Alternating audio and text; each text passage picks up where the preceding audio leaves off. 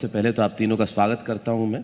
और चूंकि मूलतः चिकित्सा का महत्व तो जीवन में सदैव रहा है और रहेगा, लेकिन जो कोविड का दुरूह काल हमने देखा उसमें चिकित्सा भी और चिकित्सक भी और चिकित्सा व्यवस्थाएं भी, इनके बारे में बहुत बातचीत हुई, लोगों में जागरूकता भी हुई और इस क्षेत्र को विकसित करने का कई लोगों ने संकल्प भी लिया। डॉक्टर हरडिया, आप कैंसर का जो है इलाज करते हैं और आपकी अपनी एक थेरेपी जो है, आप वो क्या है आपकी अपनी एक थेरेपी डॉक्टर हरडिया?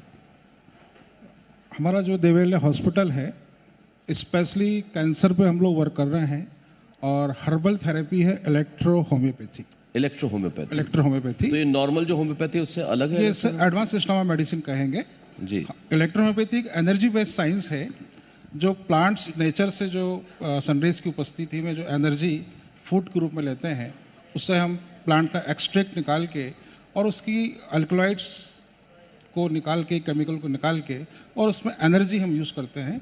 और एनर्जी जैसे ही हम लगाते हैं, पेशेंट कैसा भी हो, हमारे यहाँ ऐसे पेशेंट आते हैं जो 8-8, 10-10 मॉर्फिन पर डे खाते हैं, जो अपना कीमोथेरेपी, अपना सर्जरी, अपना रेडिएशन करा चुके होते हैं और बाद में हमारे ऑन्कोलॉजिस्ट बोलते हैं कि अब इनको घर ले जाके इनकी सेवा करिए। परंतु उस स्थिति में मरीज बहुत पेन में होता है और उनके फैमिली के सभी सदस्य केवल देखते होते हैं पेन के अंदर। उस स्टेज में हमारे हॉस्पिटल में मरीज आते हैं और हम पहले दिन से ही उनकी मॉर्फिन बंद करते हैं और उनका जो ब्लीडिंग होता है, उनको जो नेक्रोसिस होता है, हर प्रकार की तकलीफ़ को हम कुछ इस घंटों के अंदर उनकी तकलीफ़ें कम होना चालू होती है और 2 दिन 3 दिन के अंदर लगभग 70-80% तक उनका पेन रिलीव हो जाता है। ये बड़ा मेरे लिए आश्चर्यजनक भी है और अद्भुत भी है। यदि ऐसा होता है तो ये तो मैं किसी चमत्कार से कम नहीं कहूँगा। तो जो रेडियोलॉजी करा चुके हैं या जो ऑन्कोलॉजिस्ट कहते हैं कि उन्हें आप कीमोथेरेपी कराइए, निश्चित तौर पे बहुत पेन होता है। और इलेक्ट्रो होम्योपैथी जो आप बता रहे हैं, अगर उससे ऐसा संभव होता है तो आपके पास तो ऐसे बहुत सारे पेशेंट होंगे जो बड़े जो ठीक हुए होंगे। जी, हमारा 100 बेडेड हॉस्पिटल है और आज ही में एक पेशेंट ने अभी सीटी स्कैन कराया है जी। वो लंग ट्यूमर से अप्रैल में उसको डायग्नोस हुआ था और आज दोबारा से हमने जब सीटी स्कैन कराया तो उसका 5.3 इंटू 10.5 का जो उसका ट्यूमर था, ट्यूमर साइज जो 10.3 सेंटीमीटर जो वो ट्यूमर खत्म हो गया, या मिलीमीटर सेंटीमीटर, वो ट्यूमर खत्म हो गया, मतलब उसका जो समाप्त हो गया। कितने समय में? लगभग अप्रैल में हमने ट्रीटमेंट स्टार्ट किया था और ये अगस्त चल रहा है। वाह।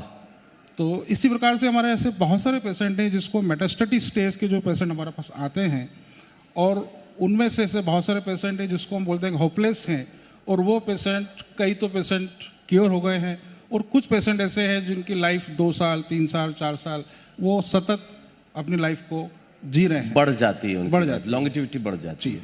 अभी एक पेशेंट है हमारे पास में जो एक ल्यूकेमिया का था, जो लगभग 2.5 साल से इलाज हमारा चल रहा था और उस समय जब पेशेंट जो आ रहा है पिछले 3 महीने 4 महीने से, उसका WBC काउंट 2 लाख 2.5 लाख हो रहा है और वो जब पेशेंट हमारा एडमिट होता है तो हम उसके 2.5 लाख उसका काउंट को हम 7 दिन के अंदर 6 दिन के अंदर हम उसको नॉर्मल लेके आ जाते हैं, जबकि ये एलोपैथी में पॉसिबल ही नहीं है क्योंकि उसको हम कीमोथेरेपी दे ही नहीं सकते हैं क्योंकि ब्लड तो उसमें है ही नहीं और काउंट इतने बड़े हुए हैं।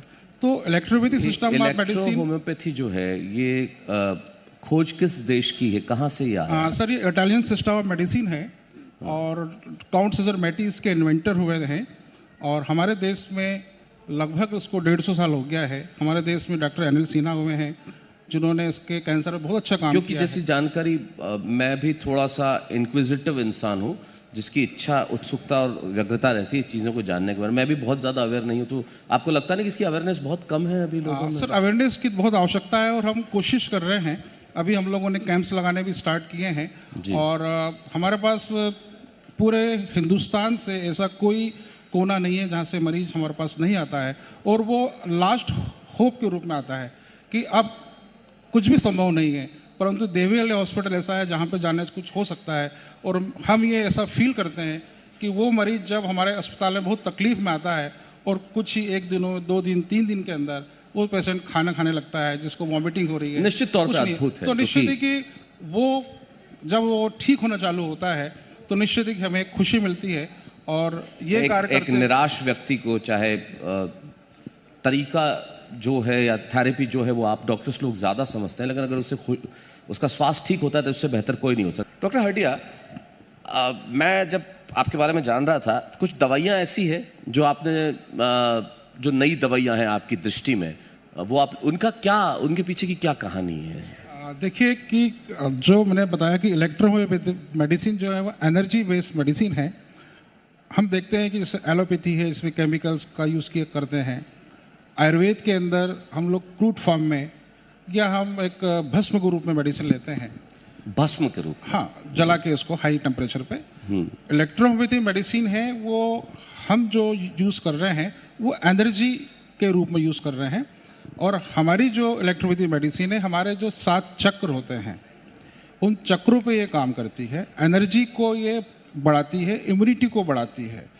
और हमारी ये जो मेडिसिन है ये ब्लड और लिम्फ को प्यूरिफाई करती है। अब ब्लड और लिम्फ यदि प्यूरिफाई हो जाएगा तो हमारे ओरल मेडिसिन से टू बी टेकन, दोनों मेडिसिन है, ओरल भी हम देते हैं और साथ के अंदर एक्सटर्नल एप्लीकेशंस करते हैं। अच्छा, लाइक सम लोशन और सम ऑयल और जी, एक्सटर्नल एप्लीकेशन ये है कि यदि मैं हमारी मेडिसिन, लिक्विड मेडिसिन यदि आपकी बॉडी में टच कर देंगे तो आप पे कोई व्यक्ति एक खड़ा भी हो जाएगा तो आप का तुरंत इंस्टेंट एनर्जी मिलती है उसके अंदर।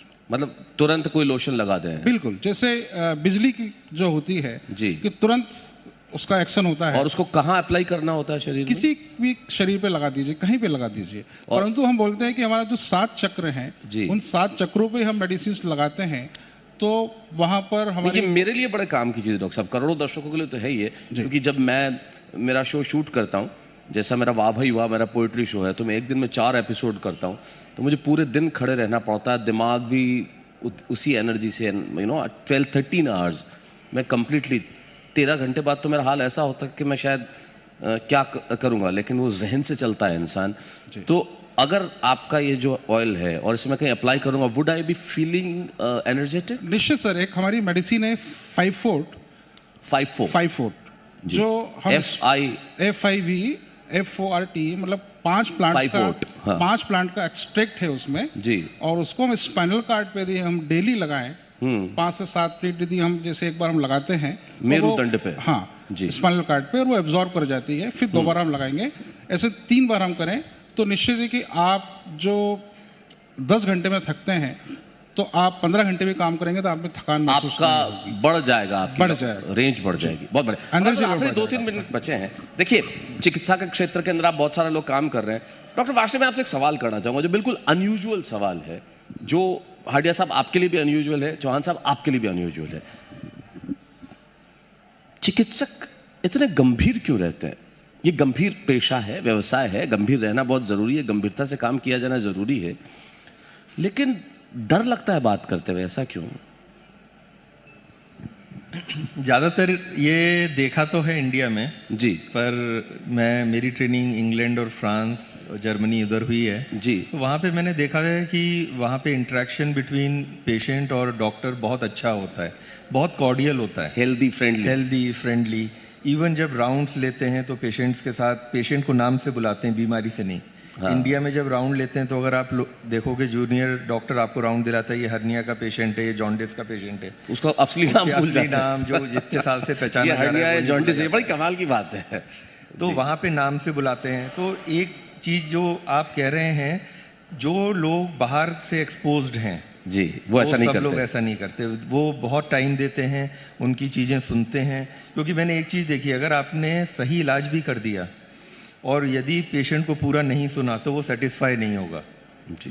हिंदुस्तान में तो मुझे लगता है इलाज से ज़्यादा उसे सुना जाना ज़रूरी है, और डिस्काउंट भी, डिस्काउंटिंग, दोनों चीज़ ये बहुत ज़रूरी है, क्योंकि आदमी एग्जैजरेट करता है तो आप एज ए डॉक्टर उसे डिस्काउंट कर देते हैं, अरे यहाँ दर्द हो रहा है, वहाँ दर्द हो रहा है, शिफ्टिंग पेन हो रहा है, पता नहीं 50-50 तरह की चीज़ें, लेकिन you do it so very well.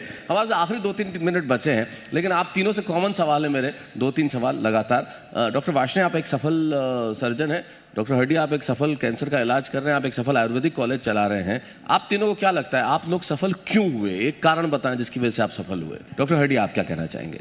सब सफलता मैं इसे ही कहूँगा कि हम जो भी काम कर रहे हैं और उस कार्य के द्वारा लोगों को लाभ हो रहा है और हमें भी उस चीज़ का एहसास हो रहा है कि हम जो काम कर रहे हैं बहुत अच्छा काम कर रहे हैं समाज के लिए तो अच्छा। निश्चित ही कि हम उस स्पेसेस में हम सफल रूप से हम कार्य करके आगे बढ़ रहे हैं। आखिरी 30 सेकंड है हमारे पास। एक सवाल आप तीनों के लिए मैं कॉमन करना चाहूँगा। ज़िंदगी में एक चीज़ जो आप लोगों को कहना चाहते हैं, हमारी नई पीढ़ी को कहना चाहते हैं, वो न करें, जो न करें, या आप दोनों बता दीजिए जो करें न करें। डॉक्टर हड्डी, आप क्या कहना चाहेंगे? हाँ सर, मैं ये कहना चाहूँगा कि जो कैंसर जो डे बाय डे बढ़ता जा रहा है जी। उसका मुख्य रीजन हम मानते हैं कि हमारे भोजन जो है उसमें पेस्टिसाइड्स का उपयोग किया जा रहा है। जी, हमसे पहले और पल्लवी जी आई थी, उन्होंने भी ये बात कही। ये पेस्टिसाइड्स हमारे हाथ में नहीं कि हम क्या करें, क्योंकि हमें जो खाना मिल रहा है हम किसान पैदा कर रहे हैं, किसानों को भी खाद लेना पड़ रहा है, फर्टिलाइजर का यूज़ कर रहे हैं। तो हमें जैसे सर ने बताया कि हम मिलेट्स का उपयोग करें, हाँ, मिलेट्स जी, और ग्रीन वेजिटेबल्स का उपयोग करें, और घरेलू यदि ऐसा कुछ हमें खाना मिल जाए उसका यूज़ करें तो निश्चित ही कि कैंसर ऐसी बीमारी से बचा जा सकता है। और हर बीमारी की जो जड़ है, जो हमारा जो पेट है, हम जो खाते हैं, गैस्ट्रो के डॉक्टर बैठे हुए हैं, और वो जो डाइजेस्ट हो रहा है और वही हमारे शरीर के अंदर बीमारी पैदा करता है। आखिर में जो आप तीनों ने बात कही, अगर उन तीनों बातों को जोड़ दूं तो मैं कहूँगा कि आप ज़रूर सफल होंगे और पाएंगे सम्मान, यदि काम को हॉबी लेंगे मान।